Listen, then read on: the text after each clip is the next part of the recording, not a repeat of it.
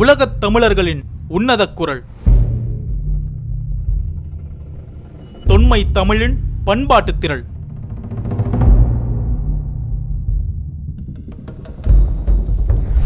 அமெரிக்க முத்தமிழ் தொலைக்காட்சி.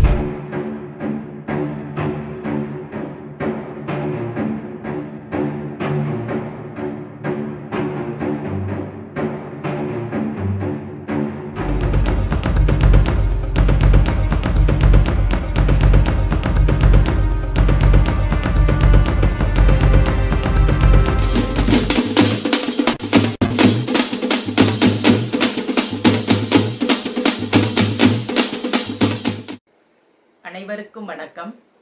அமெரிக்க முத்தமிழ் தொலைக்காட்சி அமெரிக்க இலக்கிய பேரவை சார்பாக இனிக்கும் இலக்கிய இன்பம் சிலப்பதிகாரத்தினுடைய ஊர்சூழ் வரியில் இருக்கிற பகுதியில் இருக்கிற இலக்கிய இன்பத்தை காணலாம். முதல் 2 பகுதிகளை பார்த்து அதனுடன் தொடர்ந்து மதுரை மாநகரத்தில் பலவாறு அழுது புலம்பிக் கொண்டு செல்கின்ற கண்ணகியை மதுரை மக்கள் பார்க்கிறார்கள், தங்களுக்குள்ளாக பேசிக் கொள்கிறார்கள். அதை தொடர்ந்து கண்ணகி தன் கணவன் இறந்து போயிருக்கின்ற கோவலனை பார்க்க செல்லுகின்ற இடம். அவள் பார்க்க செல்லுகின்ற இடத்தில் இயற்கையின் சூழல் எங்கனம் இருக்கிறது. இயற்கையின் சூழலை பார்த்து இளங்கோவடிகள் அதனை எங்கனம் தன்னுடைய இலக்கியத்தினுடைய சுவையின் உச்சக்கட்டத்திற்கு செல்கிறார் என்பதை நாம் பார்க்கலாம்.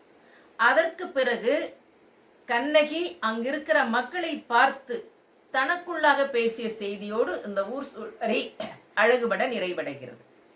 என்பன சொல்லி இணைந்தேங்கி ஆற்றவும் மண்பழி தூற்றும் குடியதே மாமதுரை கம்பலை மாக்கள் கணவனை தாம் காட்ட செம்பொற் கொடியனையாள் கண்டாளை தான் காணான் மல்லன் மாஞாலம் இருளூட்டி மாமலை மேல் செவ்வன் கதிர் சுருங்கி செங்கதிரோன் சென்றொழிப்ப புல் என் மருள் மாலை பூங்கொடியால் பூசலிட ஒல்லன் ஒலி படைத்தது ஊர் என்று அதனுடைய அருமையான வரிகளை மட்டும் நான் எடுத்துக்கொள்கிறேன்.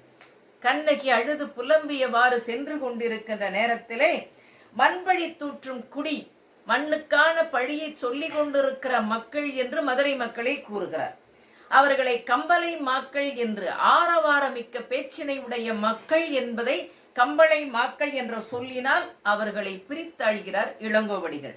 அவர்கள்தான் கண்ணகிக்கு கோவலனை காட்டுகிறார்கள். செம்பொற் கொடியணையால் பொன்னால் செய்யப்பட்ட கொடி போன்றவளாகிய கண்ணகி தன் கணவனை காண்கிறாள். ஆனால் கோவலனோ கணவனோ கண்ணகியை பார்க்க முடியாதவனாய் இருக்கிறான். இதுதாங்க நிகழ்ச்சி. இதை பார்த்த இளங்கோவடிகள் மல்லல் மாஞாலம் இருளூட்டி, எந்த நேரத்துல பார்க்கிறா? மாலை நேரம், இருள் வருகிற நேரம், மாலையானது மயங்கி செல்கின்ற நேரம். அப்ப சூரியன் இந்த உலகத்திலே இருந்து மறைகிறான், இருளானது வருகிறது. மலை மேல் செவ்வன் கதிர் தன்னுடைய கதிர்களை எல்லாம் சுருக்கி கொண்டு, ஒளி பொருந்திய கிரணத்தை உடைய கதிர்களை எல்லாம் சுருக்கி கொண்டு கதிரவன் சென்று ஒளிந்து கொள்கிறான். ஏன் ஒளிந்து கொள்கிறான்? கண்ணகியினுடைய துயரத்தை காண சகிக்காமல். தன் கணவனை காண்பேன் என்று சொன்னார் அல்லவா, ஆனால் அவன் இறந்து விட்டு கிடக்கிறான். கண்ணகி கோவலனை பார்க்கிறாள், ஆனால் கோவலனால் கண்ணகியை பார்க்க முடியவில்லை. இத்தகைய துன்ப மிகுந்த சூழலை பார்த்தவனாகிய கதிரவன் தன்னுடைய கதிர்களை எல்லாம் மறைத்து கொண்டு அவன் வானிலே சென்று மறைந்து விட்டான் என்று கூறுகிறார் இளங்கோவடிகள். இலக்கிய நயம் மிகுந்த, அதாவது இது தற்குறி பேச்சணி, இயற்கையாக நடக்கிறது நிகழ்ச்சி. அந்த நிகழ்ச்சியின் மேல் கதிரவன் அந்த நிகழ்ச்சியின் மேல் ஆசிரியர் தன்னுடைய கருத்தை எடுத்து கூறுகிறதுக்கு பேர் தான் தற்குறி பேச்சணி. இந்த வரிகள் தற்குறி பேச்சணியாக இருக்கிறது. மாலை ஆனதும் சூரியன் மறைவது இயற்கை. ஆனால் இந்த இடத்திலே ஏன் சூரியன் மறைந்தான்? அவன் மறைவதற்கான காரணத்தை சொல்ல வந்த இளங்கோவடிகள் கண்ணகியினுடைய துயரத்தை காண சகிக்காமல் தன் கதிர்களை எல்லாம் சுருக்கி கொண்டு மலையிலே சென்று ஒளிந்தான், மேற்கிலே சென்று ஒளிந்தான் என்று இளங்கோவடிகள் தன்னுடைய கற்பனை நயத்தை இந்த இடத்திலே சொல்வதனால் தான் இந்த பகுதி தற்குறி பேச்சணி ஆயிற்று என்று நாம் சொல்லலாம். அடுத்தது பாருங்க, புல்லன் மருள் மாலை பூங்கொடியால் பூசலிட. 2 பேர் பூசல் சத்தம் கேட்கிறது.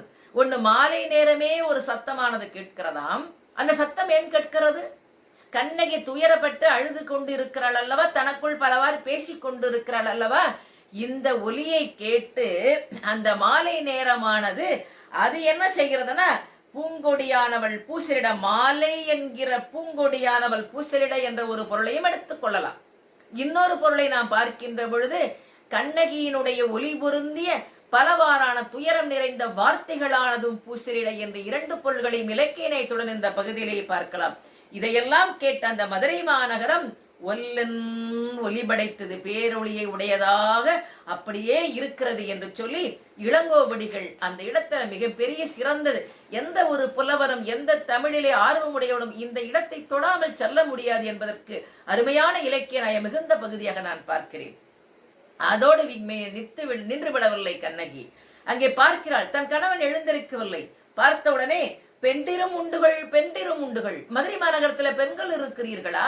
முன்னாடி கேட்டாங்க இல்லையா, கற்புடை நிறையுடை பத்தினி பெண்டீர்கள் என்று சொன்னவள் தானே கண்ணகி.